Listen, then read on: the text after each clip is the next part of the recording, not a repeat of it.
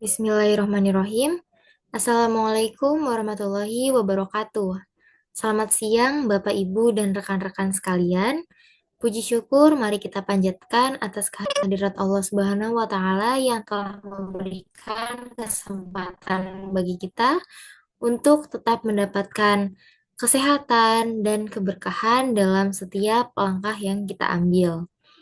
Sebelumnya perkenalkan, saya Zaskia Nurul Aini atau biasa dipanggil Zaskia dari Sekolah Tinggi Ilmu Ekonomi Indonesia Banking School dengan nomor induk mahasiswa 2023123108 Prodi Akuntansi Reguler Sore.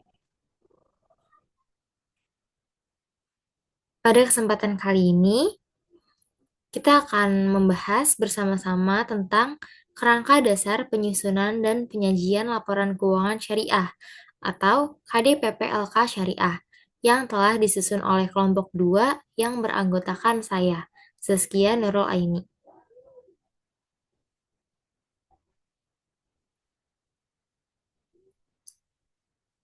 Pemaparan kali ini dimaksudkan sebagai penyelesaian dari tugas akuntansi perbankan syariah di Prodi Akuntansi Reguler sore ini.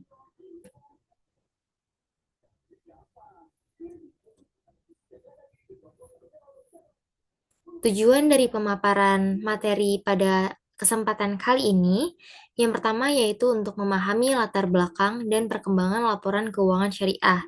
Dan yang kedua, menjelaskan asas dan karakteristik transaksi syariah. Poin yang ketiga, menguraikan komponen laporan keuangan syariah. Dan yang keempat, menjelaskan unsur-unsur laporan keuangan berdasarkan prinsip syariah. Yang kelima, menguraikan pentingnya kepatuhan terhadap prinsip syariah dalam penyusunan laporan keuangan. Yang pertama ada perkembangan kerangka dasar laporan keuangan syariah. Kerangka dasar, seperti yang kita tahu, merupakan rumusan konsep yang mendasari penyusunan dan penyajian laporan keuangan bagi para pemakai eksternal. Adanya perbedaan karakteristik antara bisnis yang berlandaskan pada syariah dengan bisnis yang berlandaskan konvensional. Yang ini menyebabkan Ikatan Angkutan Indonesia atau IAI mengeluarkan kerangka dasar penyusunan dan penyajian laporan keuangan bank syariah atau biasa kita kenal dengan KDPP LKBS pada tahun 2002. KDPP LKBS ini selanjutnya disempurnakan oleh IAI pada tahun 2007 menjadi kerangka dasar penyusunan dan penyajian laporan keuangan syariah atau biasa kita kenal dengan KDPP LKS. Penyempurnaan KDPP LKS ini terhadap KDPP LKBS dilakukan supaya memperluas cakupannya sehingga tidak hanya untuk transaksi syariah pada bank syariah, melainkan juga pada jenis institusi bisnis lainnya, baik berupa entitas syariah maupun entitas konvensional yang bertransaksi dengan skema syariah.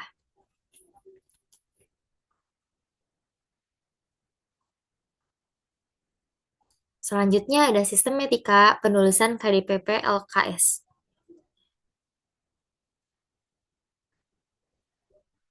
Sistematika KDPP LKS ini yang dimana KDPP LKBS pada tahun 2002 itu hanya menyajikan kerangka dasar yang berbeda atau bersifat tambahan dari KDPP LK tahun 2002.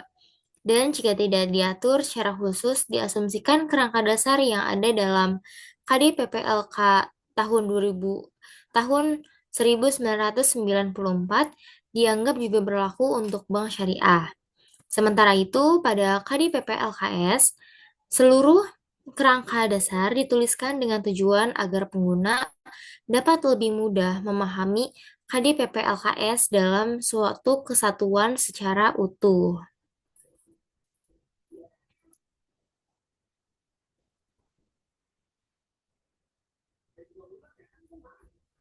Selanjutnya ada penyempurnaan pada KDPP LKS.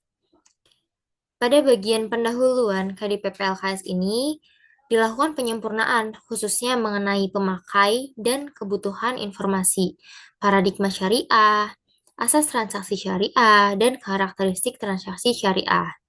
Selanjutnya, pada bagian tujuan laporan keuangan, terdapat tambahan tujuan selain yang diatur dalam KDPPLK, yaitu untuk laporan keuangan yang terkait dengan yang pertama, pemberian informasi dan peningkatan kepatuhan terhadap prinsip-prinsip syariah.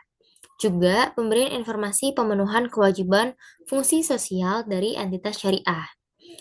Selanjutnya pada bagian asumsi dasar, selain diatur asumsi dasar akrual dan kelangsungan usaha atau going concern, juga diatur bahwa penentuan bagi hasil harus didasarkan pada dasar kas. Pendapatan atau hasil yang dimaksud ditentukan dari laba bruto atau gross profit ya teman-teman. Sementara itu, ada juga bagian dari unsur-unsur laporan keuangan,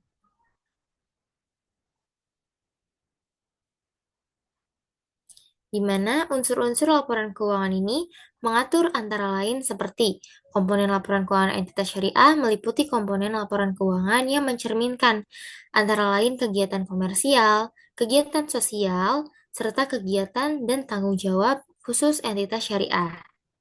Dan yang kedua, unsur neraca entitas syariah terdiri dari aset, kewajiban, dana syirkah temporer, dan ekuitas. Yang ketiga ada unsur kerja, terdiri dari penghasilan, beban, dan hak pihak ketiga atas bagi hasil. Hak pihak ketiga atas bagi hasil ini merupakan bukan unsur beban, walaupun secara perhitungannya dikurangkan dalam penentuan laba entitas. Selanjutnya ada tujuan dari KDPP-LKS. Tujuan yang pertama yaitu sebagai acuan atau penyusun standar akuntansi keuangan syariah dalam pelaksanaan tugasnya membuat standar. Dan ini yang dimaksud dari acuan. Yang kedua ada tujuan solusi. Tujuan solusi ini maksudnya penyusunan laporan keuangan untuk menanggulangi masalah-masalah akuntansi syariah yang belum diatur dalam standar akuntansi keuangan syariah. Dan tujuan yang ketiga adalah auditor. Auditor atau opini. Maksudnya, auditor dalam memberikan pendapat mengenai apakah laporan keuangan yang disusun ini sesuai dengan prinsip akuntansi syariah yang berlaku di umum.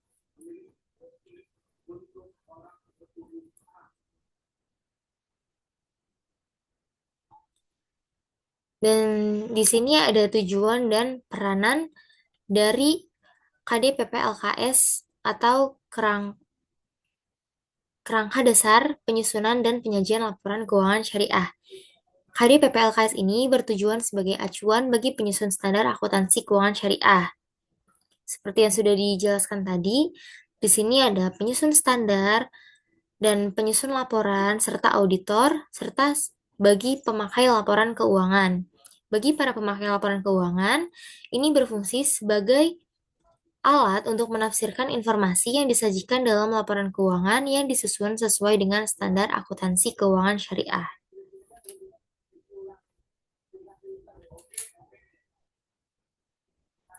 Selanjutnya di sini ada bangun prinsip akuntansi syariah, yang dimana berisikan kerangka prinsip akuntansi yang berlaku umum untuk entitas syariah di Indonesia. Di sini ada 3 landasan.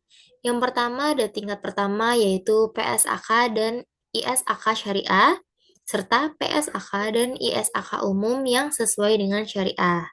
Pada tingkatan kedua, di sini ada SAK internasional atau negara lain yang sesuai dengan syariah, buletin teknis, peraturan pemerintah untuk industri atau regulasi. Dan yang keempat, pedoman atau praktik akuntansi industri atau kajian asosiasi syariah. Tingkatan yang ketiga ada praktik, konvensi, dan kebiasaan pelaporan yang sehat sesuai dengan syariah. Juga buku teks atau bahan ajar, simpulan riset, artikel, dan pendapat ahli. Landasan konseptual pada prinsip akuntansi syariah di Indonesia ada di KDPPLK Syariah. Dan landasan syariahnya, yang pertama pasti dari Al-Quran, yang kedua dari hadis, dan yang ketiga dari fatwa syariah.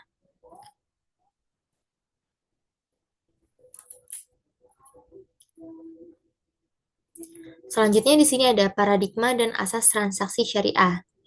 Transaksi syariah yang berlandaskan pada paradigma bahwa alam semesta ini diciptakan oleh Tuhan sebagai amanah atau kepercayaan dari Tuhan Yang Maha Esa dan sarana kebahagiaan bagi hidup seluruh umat manusia untuk mencapai kesejahteraan hakiki secara material dan spiritual.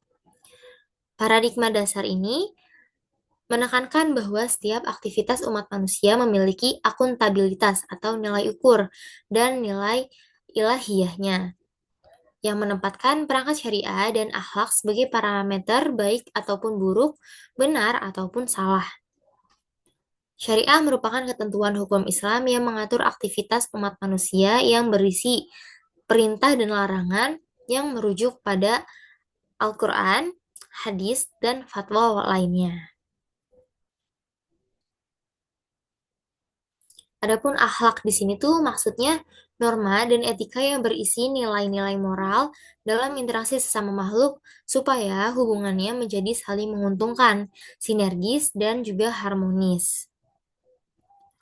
Selanjutnya di sini ada asas transaksi syariah yang meliputi persaudaraan, keadilan, kemaslahatan, keseimbangan, dan universalisme. Prinsip-prinsip ini lebih menekankan kepada interaksi sosial, harmonisasi kepentingan, dan manfaat yang berdimensi duniawi maupun ukhriyawi. Jadi nggak cuma dunia aja, tapi ukhriyawinya juga ditekankan di sini, di bagian syariahnya.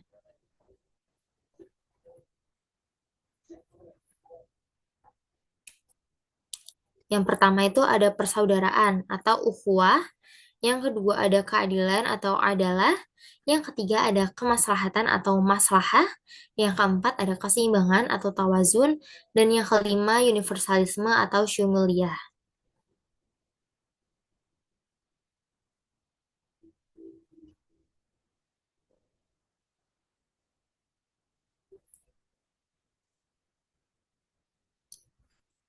Oke, kita balik lagi ke asas transaksi syariah.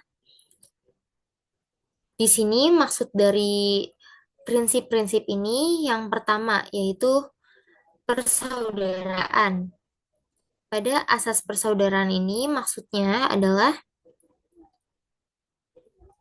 dalam bentuk interaksi sosial atau berarti bahwa transaksi yang diadakan ini merupakan bentuk interaksi sosial dan harmonisasi kepentingan para pihak untuk kemanfaatan secara umum dengan semangat yang artinya itu saling tolong-menolong.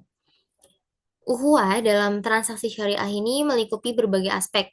Contohnya, yang pertama yaitu saling mengenal atau ta'aruf, yang kedua saling memahami atau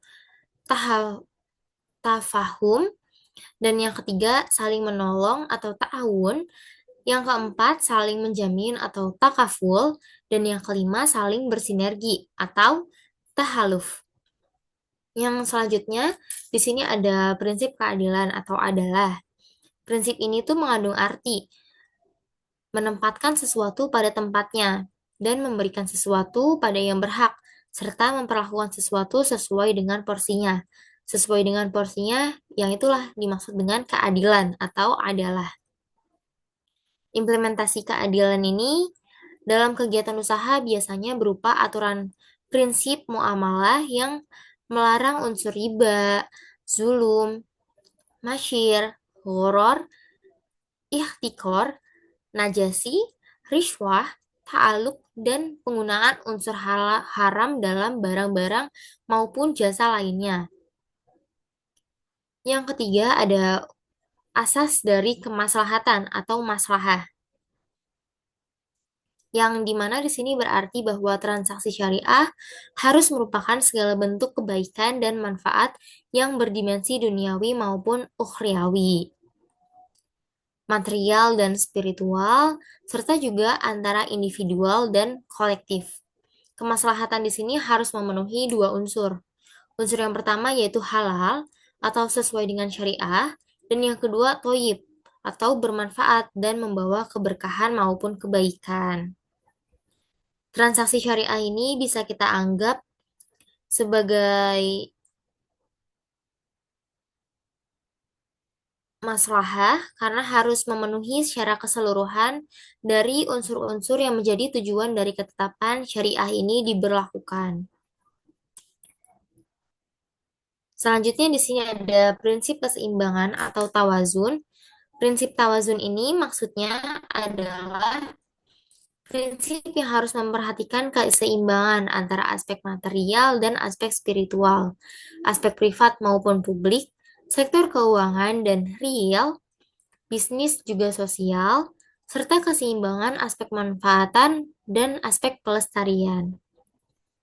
Prinsip keseimbangan ini menekankan bahwa manfaat yang didapat dari transaksi syariah tidak hanya difokuskan pada pemegang saham, tetapi juga kepada semua pihak yang dapat merasakan manfaat adanya suatu kegiatan ekonomi di entitas syariah ini. Dan asas yang terakhir yaitu universalisme atau syumuliyah. Asas ini merupakan asas yang berarti transaksi syariah dapat dilakukan oleh, dengan, dan untuk semua pihak yang berkepentingan atau biasanya kita sebut dengan stakeholder tanpa membedakan suku, agama, ras, dan golongan sesuai dengan rahmatan lil alamin. Baik, kita lanjut ke karakteristik syariah.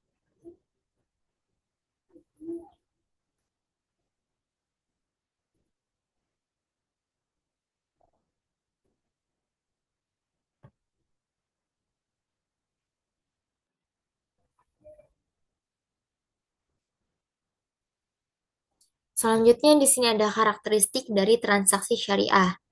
Transaksi syariah ini merupakan transaksi yang dapat berupa aktivitas bisnis komersial maupun non-komersial, di mana yang keduanya ini dapat berupa investasi atau mendapatkan bagi hasil, jual beli barang untuk mendapatkan laba, atau pemberian layanan jasa untuk mendapatkan imbalan. Adapun transaksi dari syariah non-komersial ini biasanya dilakukan dengan memberikan dana pinjaman atau dana talangan, atau biasanya kita sebut dengan qard. Ada juga penghimpunan atau penyaluran dana sosial seperti dana zakat, infak, sedekah, wakaf, maupun hibah. Dan kedua transaksi ini harus memenuhi persyaratan syariah, yang dimana itu harus terbebas dari hal-hal yang dilarang dalam prinsip syariah yang meliputi unsur riba, zulm, masyir, goror, haram, ikhtiror, ta'aluk, dan beberapa unsur lainnya.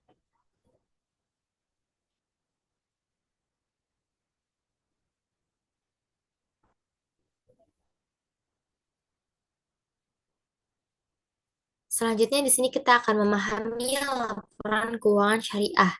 Unsur-unsur dalam keuangan syariah ini yang tadi di mana dijelaskan di awal, termasuk dalam aset, kewajiban, dana syirkah temporer, ekuitas, laporan laba rugi, laporan perubahan ekuitas, laporan arus kas atau neraca, laporan rekonsiliasi pendapatan dan bagi hasil, laporan sumber dan penggunaan dana zakat, serta laporan sumber dan penggunaan dana kebajikan. Di sini kita juga harus membahas tuntas mengenai pengakuan dan pengukuran unsur-unsur dari laporan keuangan syariah ini, dan juga catatan atas laporan keuangannya.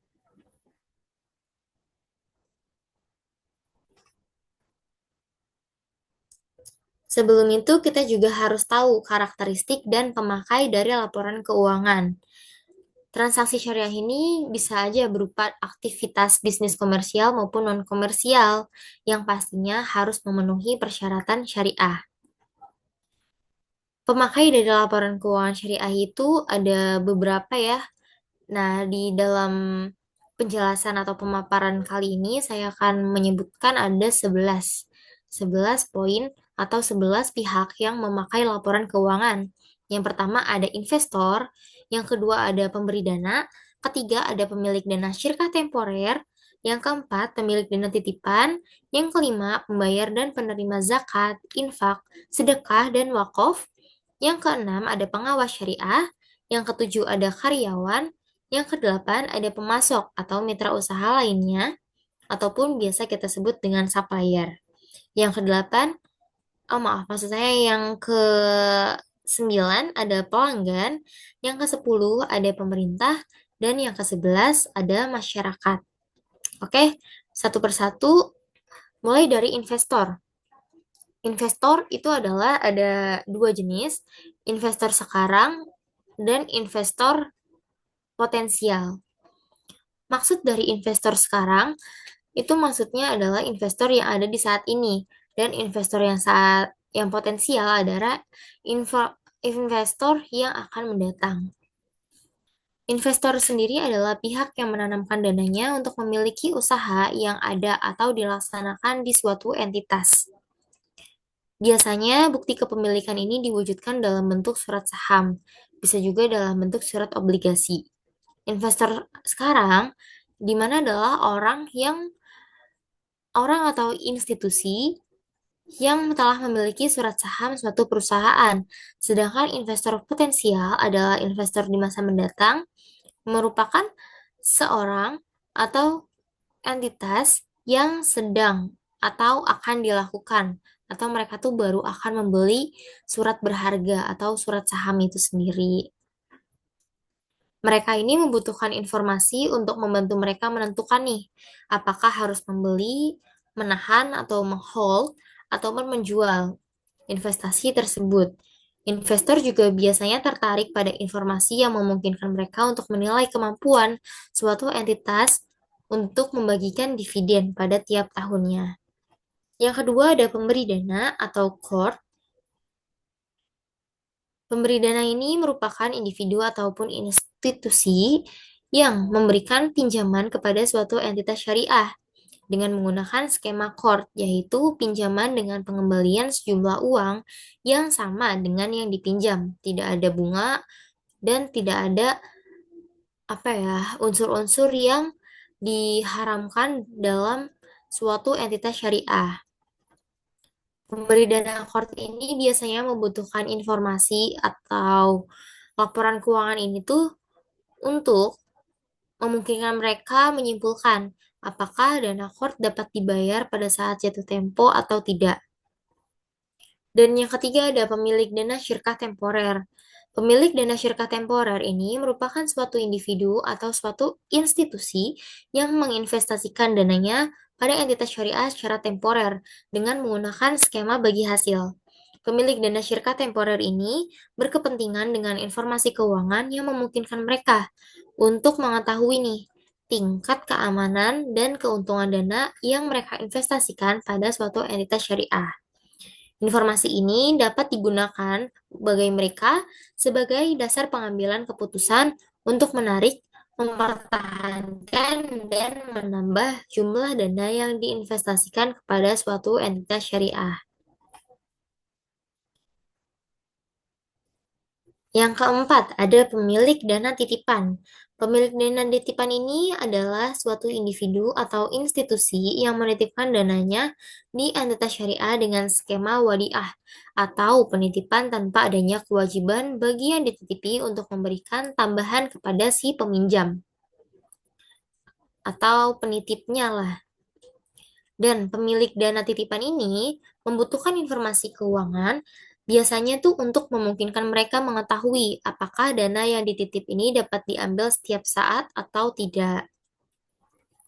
Selanjutnya ada pembayar dan penerima zakat, infak, sedekah, dan wakaf. Mereka ini berkepentingan dengan informasi keuangan untuk mengetahui sumber dana dan penyaluran dana dari zakat, infak, sedekah, dan wakaf tersebut. Selanjutnya ada pengawas syariah. Pengawas syariah ini biasanya adalah orang yang ditugaskan oleh Dewan Syariah Nasional untuk mengawasi kepatuhan suatu entitas syariah terhadap prinsip-prinsip syariah yang telah ditetapkan.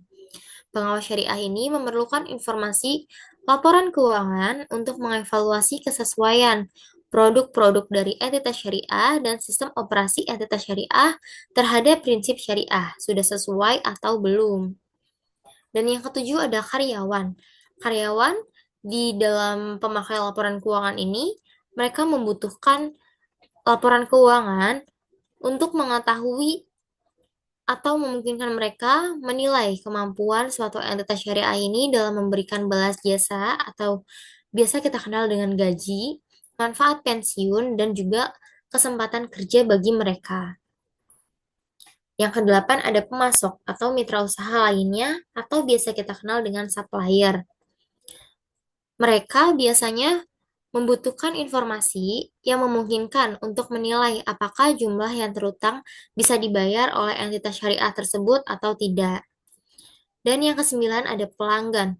Pelanggan juga memerlukan informasi untuk menilai kelangsungan hidup entitas syariah. Apalagi jika mereka ini pelanggan dengan jangka waktu atau perjanjian kontrak dengan waktu yang cukup lama. Selanjutnya ada pemerintah. Pemerintah di sini dan berbagai lembaga di bawah kekuasaan ini biasanya berkepentingan dengan alokasi sumber daya dan aktivitas entitas syariah. Biasanya mereka memerlukan informasi laporan keuangan ini untuk mengatur aktivitas entitas syariah ini, juga menetapkan kebijakan pajaknya, serta sebagai dasar menyusun statistik pendapatan nasional dan statistik lainnya. Selanjutnya ada masyarakat. Masyarakat ini biasanya mereka juga memakai laporan keuangan untuk memungkinkan masyarakat ini menilai sejauh mana kontribusi entitas syariah pada perekonomian nasional, termasuk juga jumlah orang-orang yang dipekerjakan di entitas syariah tersebut.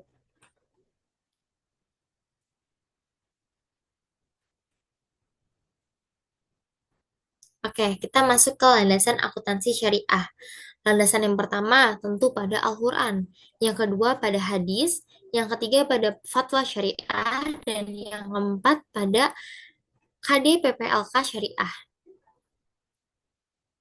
Akuntansi syariah ini memiliki beberapa landasan, dan yang paling utama ini berlandaskan pada Al-Quran, kemudian pada hadis, fatwa syariah, dan juga KDPPLK syariah yang dikeluarkan oleh Dewan Syariah Nasional. Salah satu implikasi kesesuaian dengan syariah ini adalah nggak digunakannya konsep pengukuran present value sebagaimana yang biasanya ditetapkan pada entitas-entitas komersial selain entitas komersial syariah.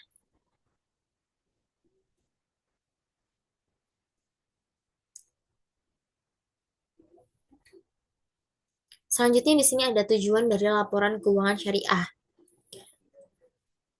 Tujuan laporan keuangan syariah menurut KDPP LKS adalah untuk menyediakan informasi yang menyangkut pada laporan keuangan yang di dalamnya itu menunjukkan posisi keuangan dari entitas syariah, kinerja, serta perubahan posisi keuangan dari suatu entitas syariah yang pastinya bermanfaat besar bagi pemakai untuk pengambilan keputusan ekonomi mereka masing-masing.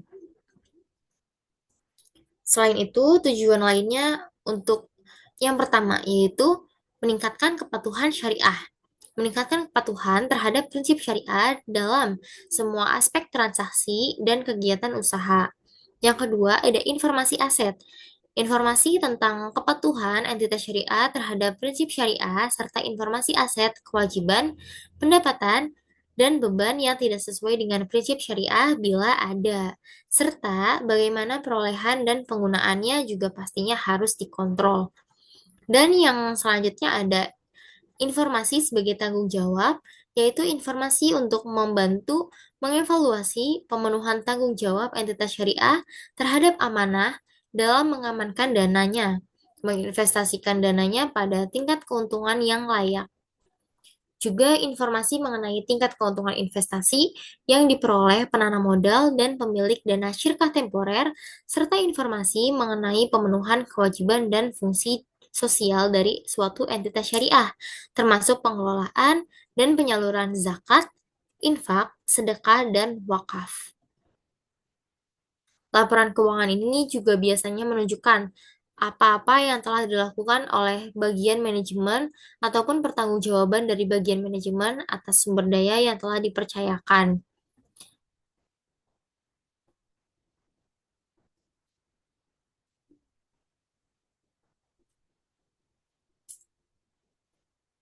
Selanjutnya ada asumsi dasar dan karakteristik kualitatif. Di sini ada dua asumsi dasar dalam penyusunan laporan keuangan entitas syariah. Yang pertama yaitu tentunya pada dasar akrual, dan yang kedua pada dasar kelangsungan usaha. Namun, perhitungan pendapatan ini harus menggunakan dasar kas. Pada karakteristik kualitatif informasi keuangan syariah meliputi yaitu pertama, dapat dipahami, relevan, andal, dan juga dapat dibandingkan. Informasi ini harus mempengaruhi keputusan ekonomi bagi pemakai laporan keuangannya dan bebas dari kesalahan material, yang pastinya hal itu akan merugikan dari si pemakai laporan keuangannya. Yang pertama ada dasar akrual. Untuk mencapai suatu tujuan, biasanya laporan keuangan ini disusun atas dasar yang akrual. Dengan dasar yang akrual ini, biasanya pengaruh transaksi dalam peristiwa lain yang diakui pada saat kejadian atau akrual itu dapat diungkapkan dan dicatatkan dalam catatan akuntansi dan dilaporkan dalam laporan keuangan pada periode yang bersangkutan. Laporan keuangan yang disusun dengan secara akrual ini memberikan informasi kepada pemakai, tidak hanya transaksi masa lalu yang melibatkan penerimaan dan pembayaran kas, tetapi juga kewajiban-kewajiban pembayaran kas di masa depan atau di kemudian hari, serta juga dapat sumber daya mempresentasikan kas yang akan diterimanya di masa depan. Tapi perhitungan pendapatan untuk tujuan pembagian hasil usaha tidak menggunakan dasar akrual ya, rekan-rekan, melainkan menggunakan dasar kas.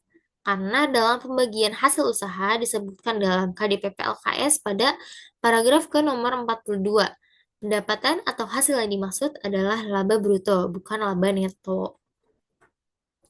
Yang kedua yaitu ada karakteristik kelangsungan usaha. Maksudnya ini karakteristik dari kelangsungan usaha, laporan keuangan biasanya ini disusun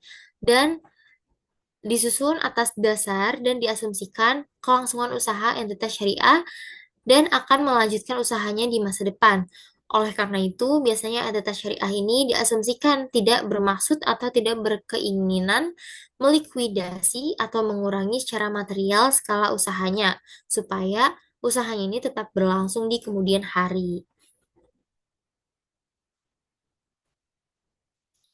Kita masuk ke bagian karakteristik kualitatif informasi keuangan syariah. Ada yang pertama dapat dipahami, yang kedua relevan, ketiga andal, dan yang keempat dapat dibandingkan. Yang pertama dapat dipahami. Maksud dari karakteristik ini adalah informasi keuangan syariah ini harus dapat dipahami adalah pemakai diasumsikan memiliki pengetahuan yang cukup memadai tentang aktivitas ekonomi dan bisnis dengan ketentuan yang wajar. Tidak terlalu jago, tapi tidak terlalu awam juga ya. Namun dengan demikian, informasi yang kompleks ini seharusnya dimasukkan dalam laporan keuangan, tidak dapat dikeluarkan hanya atas pertimbangan bahwa informasi tersebut terlalu sulit atau terlalu rumit untuk dipahami oleh si pembaca laporan keuangannya. Yang kedua, relevan. Relevan di sini tuh maksudnya adalah memiliki kemampuan untuk mempengaruhi keputusan ekonomi pemakai dengan membantu mereka mengevaluasi masa lalu, membandingkan dengan masa kini, serta masa depan untuk menegaskan atau mengoreksi hasil dari evaluasi mereka di masa lalu. Yang ketiga ada karakteristik andal. Andal di sini maksudnya adalah informasi ini memiliki kualitas andal. Artinya terbebas dari pengertian yang menyesatkan, kesalahan material, dan juga dapat disajikan secara jujur. Tidak ada modifikasi dan yang seharusnya dapat disajikan secara wajar dan diharapkan dapat mempercayai atau transparan supaya pembaca informasi keuangan syariah ini dapat memahami maksud dari laporan keuangan tersebut. Yang keempat, dapat dibandingkan. Pemakai ini harus bisa membandingkan nih laporan keuangan entitas syariah antar periode untuk mengidentifikasi kecenderungan posisi dan kinerja keuangan. Biasanya pemakai juga dapat membandingkan laporan keuangan antar entitas syariah untuk mengevaluasi posisi keuangan, posisi kinerja, serta posisi keuangan secara relatif. Nah, karena itu, Pengukuran dan penyajian dampak keuangan dari transaksi dan peristiwa lain yang serupa harus dilakukan secara konsisten untuk mendapatkan hasil yang sesuai.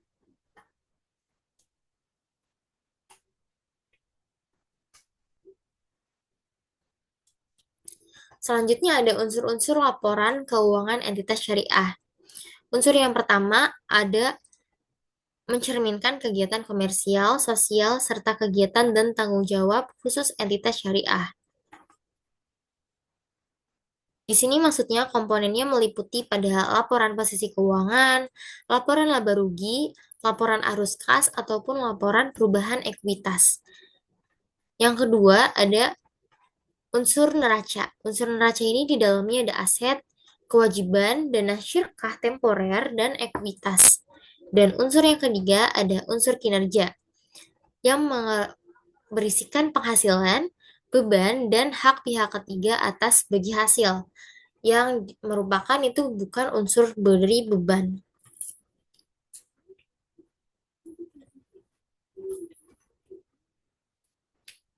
Selanjutnya ada laporan posisi keuangan. Laporan posisi keuangan atau neraca ini merupakan laporan yang menggambarkan dampak keuangan dari transaksi dan peristiwa lain yang diklasifikasikan dalam beberapa kelompok menurut karakteristik ekonominya.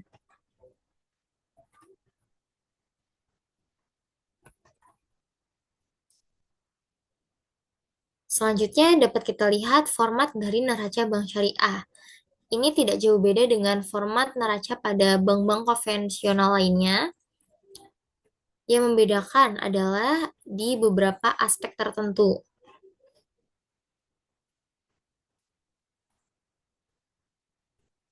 Aspek yang pertama pada dasar filosofi.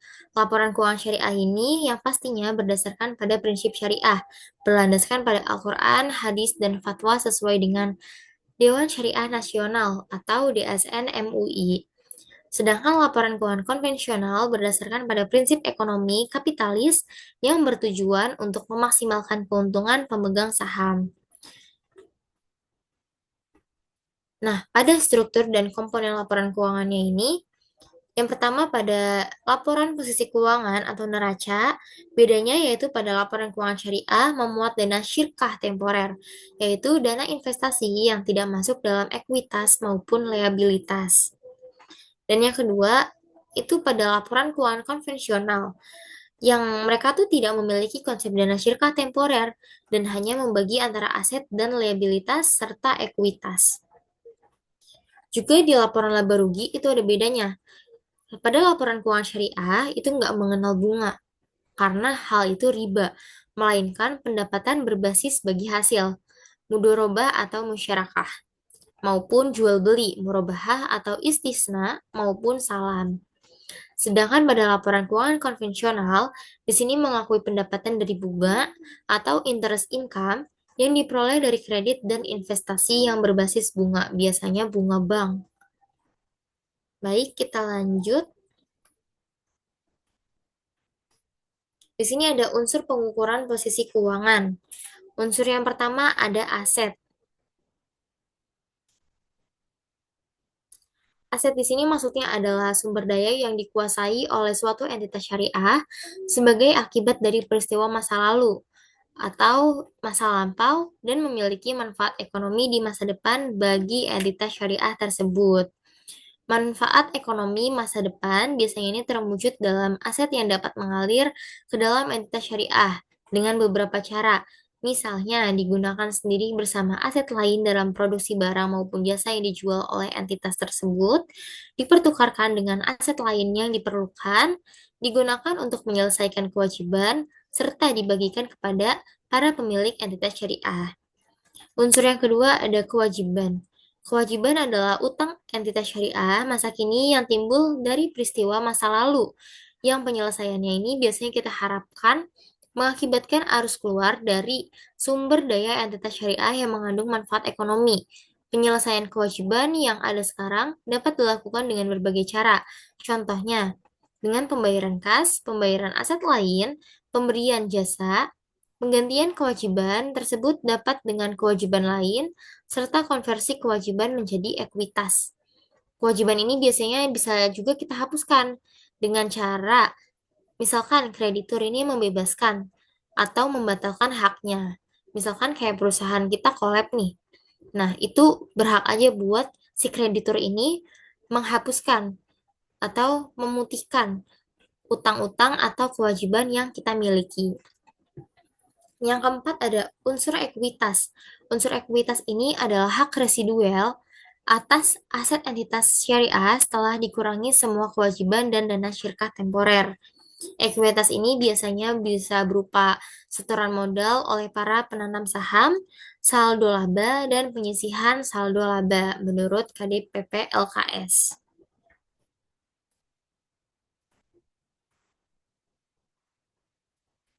Selanjutnya di sini ada laporan laba rugi syariah. Yang pertama itu ada aspek pendapatan. Pendapatan atau penghasilan ini merupakan kenaikan manfaat ekonomi selama satu periode akuntansi dalam bentuk pemasukan atau penambahan aset ataupun penurunan kewajiban. Dan yang kedua di sini ada beban. Beban di sini adalah maksudnya penurunan manfaat ekonomi selama suatu periode akuntansi dalam bentuk arus kas keluar ataupun berkurangnya aset ataupun terjadinya kewajiban yang mengakibatkan penurunan ekuitas yang tidak menyangkut pembagian pada penanam modal. Yang ketiga ada hak pihak ketiga atas bagi hasil. Di sini maksudnya bagian dari bagi hasil para pemilik dana dan atas keuntungan dan kerugian hasil investasi bersama entitas syariah dalam suatu periode laporan keuangan. Dan yang keempat di sini ada zakat. Zakat ini adalah besarnya zakat yang harus dikeluarkan oleh perusahaan untuk periode akuntansi perhitungan zakat. Aspek zakat ini biasanya cuma muncul di bahasan laporan keuangan dana zakat yang dikelola oleh suatu entitas syariah sebagai amil zakat. Dalam literatur akuntansi syariah, kepatuhan entitas syariah dapat menghitung dan membayar zakat merupakan salah satu bentuk dari kepatuhan entitas tersebut dalam syariah Islam.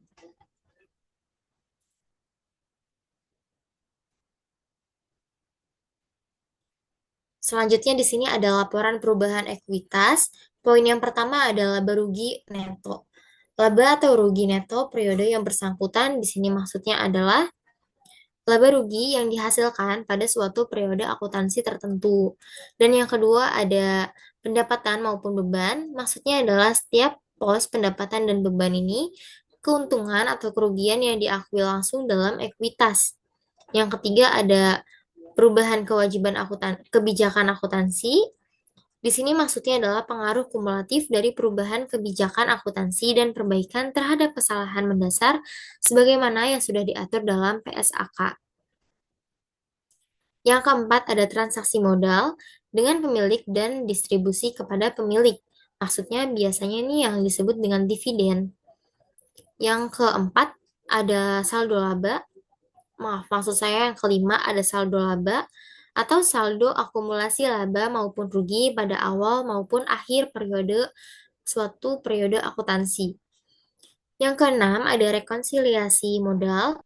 Maksudnya adalah rekonsiliasi antara nilai tercatat dari masing-masing jenis modal saham serta cadangan pada awal maupun pada akhir periode yang mengungkapkan secara terpisah setiap perubahannya.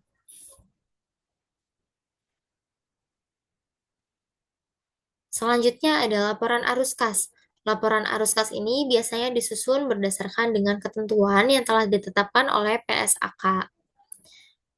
Dan juga ada laporan rekonsiliasi pendapatan dan bagi hasil. Laporan ini menyajikan antara lain sebagai pendapatan bank yang menggunakan dasar akrual dengan pendapatan yang dibagi hasilkan kepada pemilik dana yang menggunakan dasar kas.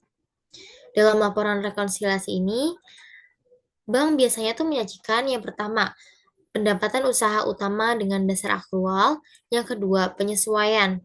Penyesuaian ini biasanya didasari dari dikurangi dengan pendapatan usaha utama periode berjalan yang kas atau setara kasnya belum diterima.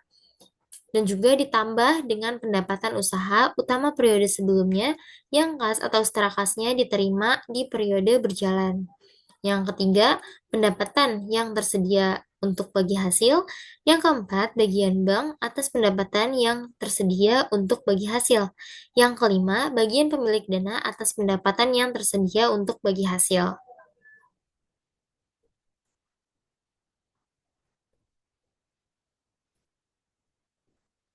Selanjutnya di sini ada unsur laporan rekonsiliasi pendapatan bagi hasil. Yang pertama ada pendapatan usaha utama yang berdasarkan akrual. Pendapatan usaha utama ini diakui berdasarkan akrual. Yang kedua ada penyesuaian.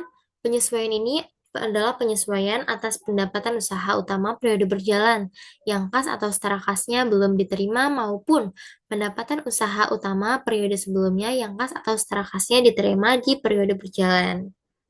Yang ketiga ada pendapatan tersedia untuk bagi hasil. Yang keempat, yang tadi adalah bagian bank atas pendapatan yang tersedia untuk bagi hasil.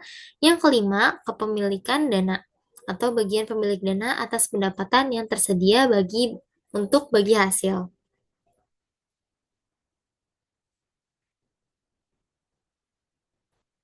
Selanjutnya ada laporan sumber dan penggunaan dana zakat. Poin yang pertama, sumber dana. Sumber dana ini berasal dari zakat yang diambil dari wajib zakat atau muzaki. Yang kedua ada penggunaan dana. Penggunaan dana zakat ini biasanya melalui lembaga amil zakat untuk fakir, miskin, rikob, ghorim atau orang yang terlilit hutang, mu'alaf, fisabilillah, ibnu sabil ataupun orang yang dalam perjalanan, dan juga amil. Yang keempat, kenaikan atau penurunan. Kenaikan dan penurunan dari dana zakat itu sendiri. Laporan ini secara singkatnya menunjukkan dana zakat yang belum disalurkan pada tanggal tertentu, saldo awal dan juga saldo akhir pada dana zakat itu sendiri. Selanjutnya ada laporan sumber dan penggunaan dana kebajikan. Yang pertama, sumber dananya ini biasanya berasal dari penerimaan infak, sedekah, hasil pengelolaan wakaf sesuai dengan perundang-undangan yang berlaku di Indonesia, pengembalian dana kebajikan, denda, dan juga pendapatan dari non-halal. Yang kedua, penggunaan dana kebajikan ini biasanya adalah untuk dana kebajikan produktif, sumbangan, penggunaan dana lainnya untuk kepentingan umum, kenaikan maupun penurunan sumber dana kebajikan, dan saldo akhir untuk dana penggunaan dana kebajikan.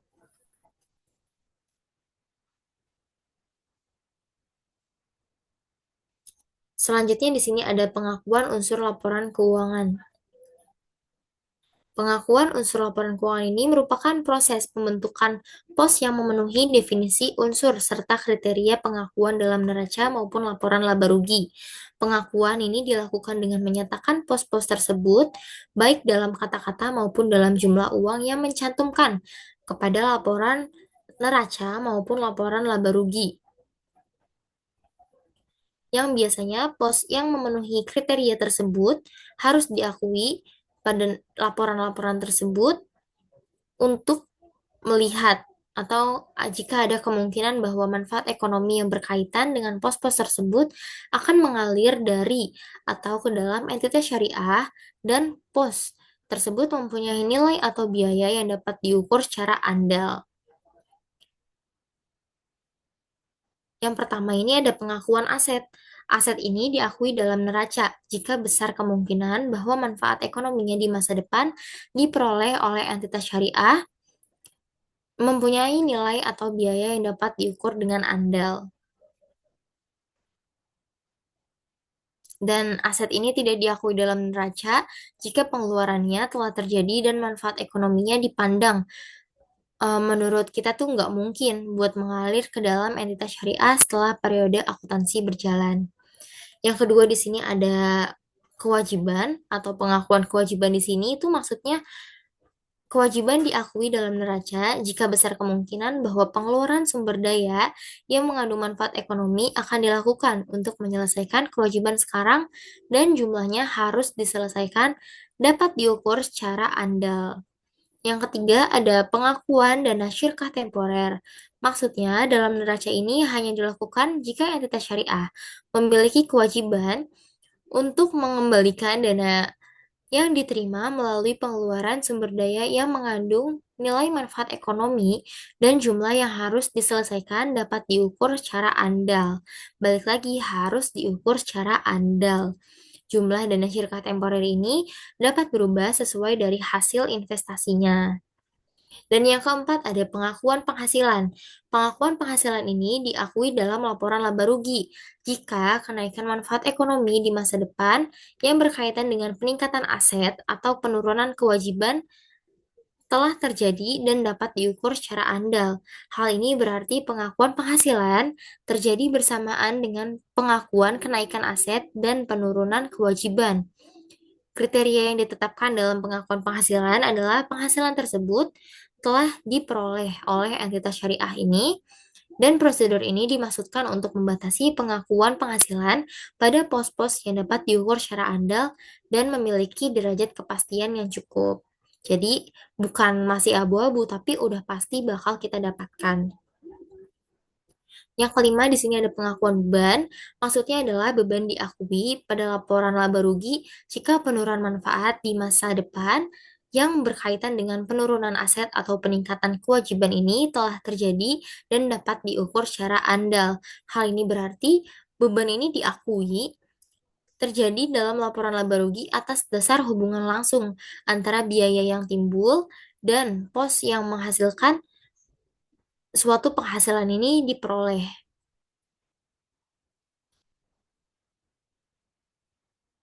Baik, kita lanjut ke catatan atas laporan keuangan. Catatan atas laporan keuangan ini merupakan catatan yang meliputi penjelasan naratif atau rincian dari jumlah yang tertera dalam laporan keuangan utama. Catatan atas laporan keuangan suatu entitas syariah ini harus mengungkapkan hal-hal beberapa yang menurut laporan keuangan syariah itu penting. Yang pertama, informasi tentang dasar penyusunan laporan keuangan dan kebijakan akuntansi yang dipilih dan diterapkan terhadap peristiwa dan transaksi yang penting. Yang kedua, informasi ini diwajibkan dalam PSAK, tetapi tidak disajikan dalam neraca laporan laba rugi, laporan arus kas, laporan perubahan ekuitas, laporan sumber dan penggunaan dana zakat, dan juga laporan penggunaan dana kebajikan. Yang ketiga, informasi tambahan yang tidak disajikan dalam laporan keuangan, tetapi informasi ini diperlukan dalam rangka menyajikan untuk laporan keuangan ini secara wajar. Dalam rangka membantu pengguna laporan memahami laporan keuangan dan membandingkan laporan keuangan entitas syariah lainnya, catatan atas laporan keuangan ini biasanya disajikan dengan urutan yang pertama, pengungkapan mengenai dasar pengukuran dan kebijakan akuntansi yang diterapkan. Yang kedua, berisikan informasi pendukung pos-pos laporan keuangan sesuai urutan sebagaimana pos-pos tersebut disajikan dalam laporan keuangan dan urutan penyajian komponen laporan keuangan. Dan yang ketiga, pengungkapan lain termasuk dengan konjensi, komitmen, dan pengungkapkan keuangan lainnya, serta pengungkapan yang bersifat non-keuangan. Baik, dari pemaparan tersebut bisa kita simpulkan bahwa bank syariah ini yang pastinya beroperasi dengan prinsip muzorobah atau bagi hasil, musyarakah atau kerjasama, murabahah atau jual beli dengan margin, ijarah atau sewa, dan qard untuk pinjaman tanpa bunga yang pastinya sudah berbasis dengan prinsip syariah. Di Indonesia sendiri terdapat beberapa contoh dari entitas-entitas syariah. Yang pertama ada bank syariah, yang kedua ada asuransi syariah, yang ketiga ada pegadaian syariah, yang keempat ada juga pasar modal syariah, yang kelima lembaga keuangan mikro syariah atau BMT, Baitul Mal Wat Tamwil. Dan yang keenam itu biasanya juga ada lembaga sosial syariah, itu biasanya berupa zakat, wakaf, dan infak maupun sedekah. Contoh dari bank syariah di Indonesia ini ada cukup banyak. Yang paling populer itu biasanya dari Bank Syariah Indonesia atau BSI, merupakan bank dari hasil merger Bank BRI Syariah, Mandiri Syariah, dan BNI Syariah. Kemudian juga ada Bank Muamalat Indonesia, merupakan bank syariah pertama di Indonesia yang didirikan pada tahun 1991. Dan yang ketiga ada Bank Mega Syariah, merupakan bank syariah yang awalnya merupakan unit usaha syariah dari Bank Mega.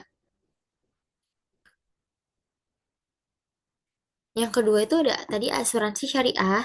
Asuransi syariah di sini tuh maksudnya contohnya ada dari takaful keluarga atau perusahaan asuransi jiwa berbasis dengan syariah. Yang kedua asuransi syariah Allianz Life itu adalah unit usaha syariah dari Allianz yang menawarkan asuransi kesehatan dan jiwa syariah. Yang ketiga juga ada Prudential Syariah yang dimana mereka menyediakan asuransi jiwa dan investasi berbasis dengan prinsip syariah.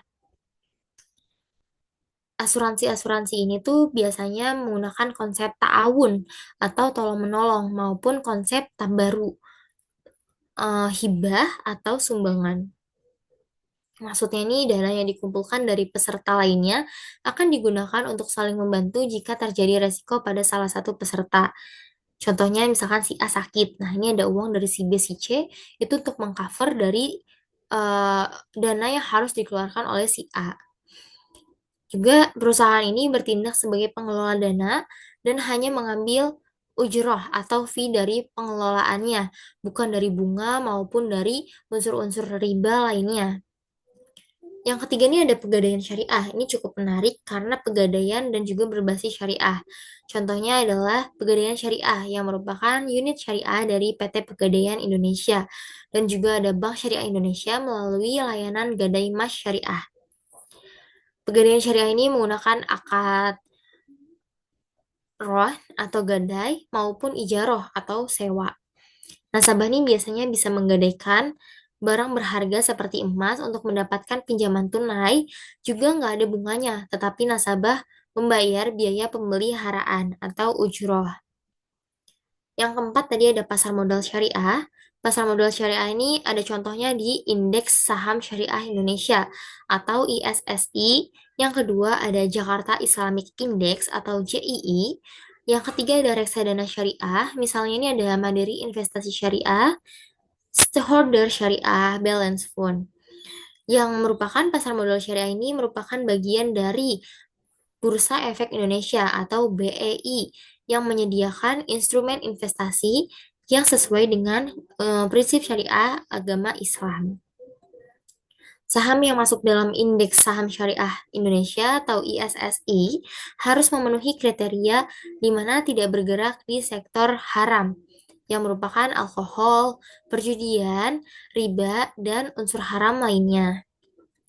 Yang kedua, produk investasi syariah ini termasuk dalam reksadana syariah, suku atau obligasi syariah, dan ETF syariah. Yang kelima tadi ada lembaga keuangan mikro syariah atau BMT, Baitul Mal Wat Tamwil. Contohnya adalah BMT Bina Ummah, BMT UGT Sidogiri, BMT Al Hijrah. BMT adalah lembaga keuangan mikro yang berbasis dengan prinsip syariah dan juga berperan dalam pemberdayaan ekonomi umat. Biasanya BMT-BMT ini tuh mengelola zakat, infak, sedekah, serta memberikan pembiayaan usaha kecil dengan akad syariah seperti murabahah, musyarakah, dan mudarabah. Dan menargetkannya ini biasanya kepada UMKM dan masyarakat berpenghasilan rendah untuk mendapatkan akses pemodalan tanpa riba karena mereka berbasis dengan prinsip syariah. Dan yang terakhir ada lembaga sosial syariah. Contohnya ada Badan Amil Zakat Nasional atau Basnas, merupakan lembaga resmi untuk mengelola zakat di Indonesia. Dan yang kedua ada Dompet Duafa yang mengelola dana zakat, infak, dan sedekah untuk program sosial.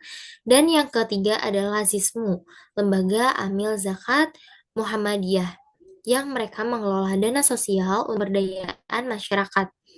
Maksudnya lembaga ini tuh mengelola zakat, infak, sedekah, serta wakaf untuk kesejahteraan sosial yang termasuk pendidikan gratis untuk duafa, bantuan modal untuk usaha bagi keluarga yang kurang mampu, dan juga pelayanan kesehatan berbasis wakaf. Nah, bisa kita simpulkan, entitas syariah di Indonesia mencakup berbagai sektor ekonomi, bukan hanya pada sektor perbankan, yaitu ada di perbankan, asuransi, pasar modal, pegadaian, hingga lembaga sosial. Semuanya ini beroperasi dengan prinsip-prinsip Islam atau prinsip-prinsip syariah yang mengutamakan pada keadilan, keseimbangan, dan kemaslahatan umum serta universalisme atau syumamah. Oke, mungkin itu saja yang bisa kita bahas pada kesempatan kali ini. Terima kasih atas perhatiannya. Wabillahi taufiq wal hidayah. Wassalamualaikum warahmatullahi wabarakatuh.